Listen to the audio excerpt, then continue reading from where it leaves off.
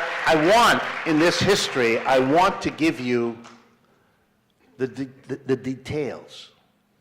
In 1943 and 44, the President of the United States at that time, and we're in war, that's the Second World War, we're in war at that time, sent the following message to the Congress of the United States.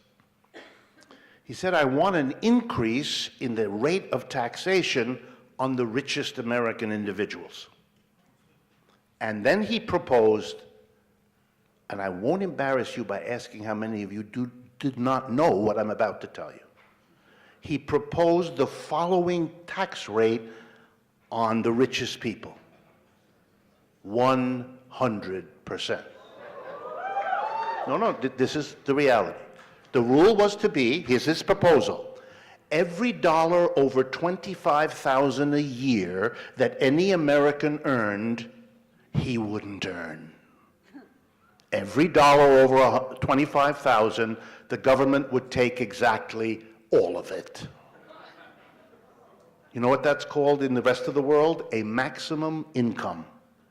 Nobody would earn. By the way, $25,000 then is about $380,000 today per year. Well, you can imagine when Roosevelt's message got to Congress, the Republicans went ballistic. Many of the conservative Democrats, who are only conservative Democrats because they can't spell Republican. Sorry, I had to do that. Many of the conservative Democrats were against it too. There was yelling and screaming and all that. And then a compromise was reached. The Republicans agreed to it, the Democrats agreed to it, they passed the bill, and the president signed it. And in 1944, the top income tax bracket on wealthy individuals in America was 94%. The top income tax bracket in the United States today is 39.6%. That's a tax cut from 94 to 39. The middle class in America can't dream of such a tax cut and has never had one. Yes, unless you're Mitt Romney, and then you avoid the whole issue by going to a warm island in the ocean. That's different. But it's not just a tax on the rich that paid for all of those services to the poor: Social Security, unemployment compensation, and public sector jobs. It was also a tax on corporations. So here's one little statistic. If you're a professor of economics like me, you live your life with a lot of statistics. Makes it kind of dull, but you know things. You know things. In 1945, the federal government, as it does today, relied overwhelmingly on the income tax to get its revenue. Income tax on individuals, your wages, your salary, and income tax on corporations on their profits. So in 1945, for every dollar that the federal government got by taxing individuals, it got $1.50 by taxing corporations. That is, taken together, corporations gave the government 50% more than individuals did. Today in the United States, for every dollar that we all pay in income tax, corporations pay 25 cents. The last 50 years has seen a shift in the burden of taxation in America, off of corporations onto individuals, and off of the richest individuals onto all of you. So on behalf of America's corporations and wealthy individuals, I want to say to everyone in this room, thank you. How kind of you. You all seem to be willing to believe that the issue is high taxes or low taxes. It isn't. The issue is who pays the taxes. They don't. You do. And if you understand that, you'll change the politics. But this is not the reason for the history. The reason for the history is, why did that happen, and what was the mistake they made? Was this Roosevelt who made this happen? Not at all. He just announced it. What made it happen was pressure from below. Let's see what that was. Let's see what it was. First, something called the Congress of Industrial Organizations, CIO. In the 1930s, we had the greatest union organizing drive in the history of the United States. We never had anything like that before, and we've never had anything like that since. Millions of Americans who had never been in a trade union got together, joined the unions, because they believed it was their best chance to survive the worst depression capitalism had ever seen. Millions joined. We also had a powerful communist party, and we had two powerful socialist parties. And the communist parties and the socialist parties and the CIO, led at that time by the mine workers leader, John L. Lewis, worked together. And they went to Mr. Roosevelt as president, very politely,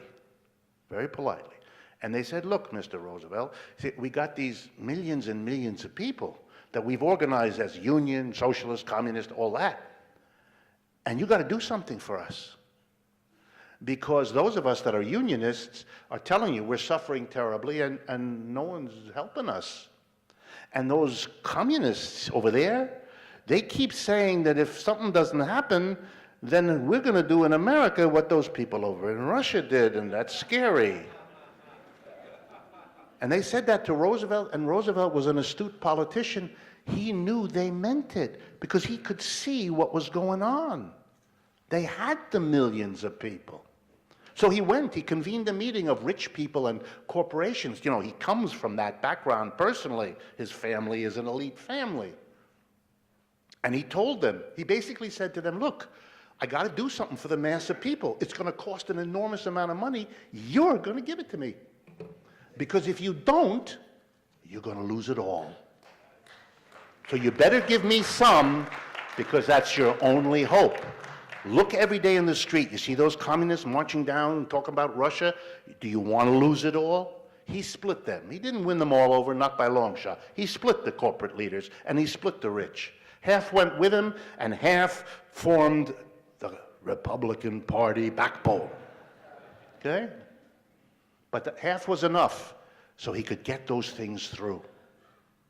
But he demanded something in exchange from the unions, the communists and the socialists, and the majority of all those groups agreed.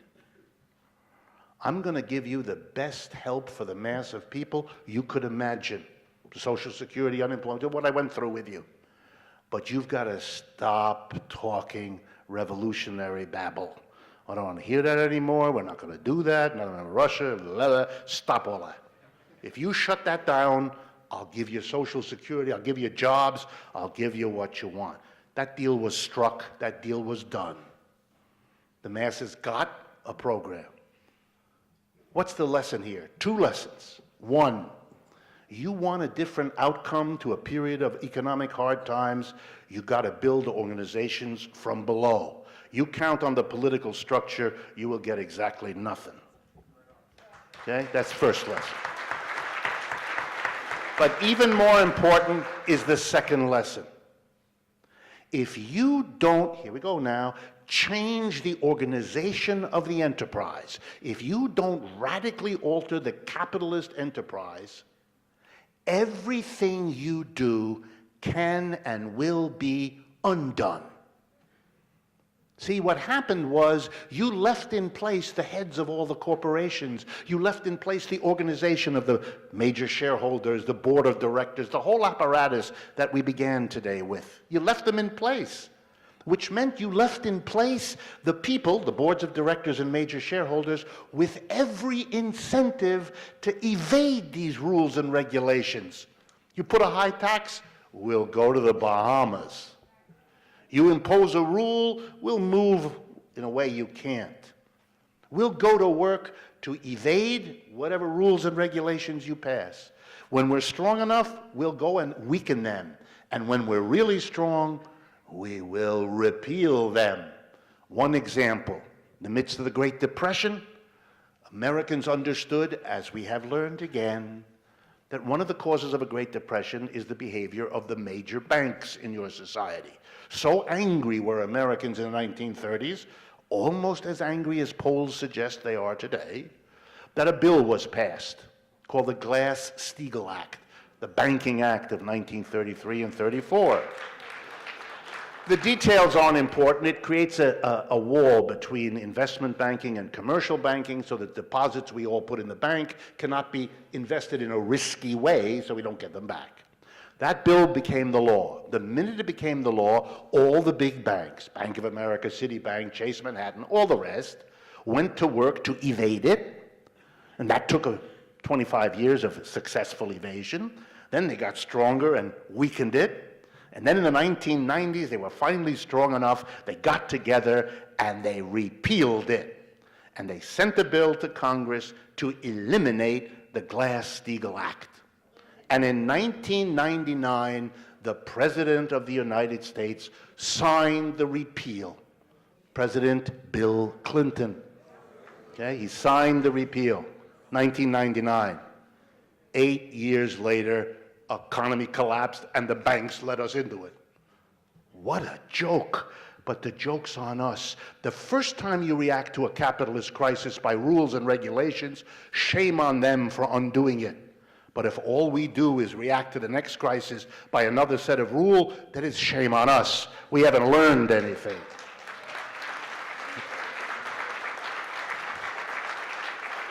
The people who run the corporations of America not only have every incentive to undo the rules and regulations, but they have the money to realize these incentives. They're the ones who get all that surplus. They're the ones who get all the profits. They have the money to hire the economists, like me, the lawyers, the accountants, all the specialists that can work with them to eviscerate the point of the law. And that's what they've done. Here we are in the second biggest crisis. We're not establishing Social Security, we're cutting it. We're not extending unemployment benefits, we just finished cutting them off. And we don't even discuss a public employment program. Wow. It's all been undone. So here was the mistake. You cannot solve the contradictions, the catastrophes, the crises of capitalism.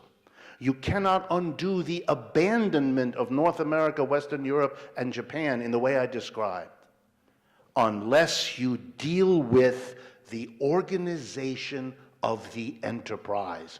Who makes the decisions for what purposes about the daily functioning of an enterprise? If you don't deal with that, then the people who are in charge, the major shareholders and the boards of directors, will move out of the country, will undo the federal rules and regulations, and keep producing crises the way capitalism always has. Capitalism has been dominant for 250 years. It has never solved economic crisis. Roosevelt made speech after speech at which he said, my policies will not only get us out of the Great Depression, but they will make sure that no future downturn like this will afflict our children. That was a promise he made, but he could not keep.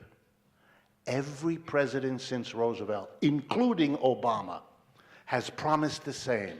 My policies will get us out of the downturn and will make sure this never happens again. None of them has ever delivered on this promise. They can't, because to deliver on that promise, even though they don't understand it, means to undo the system that presents us with the problem.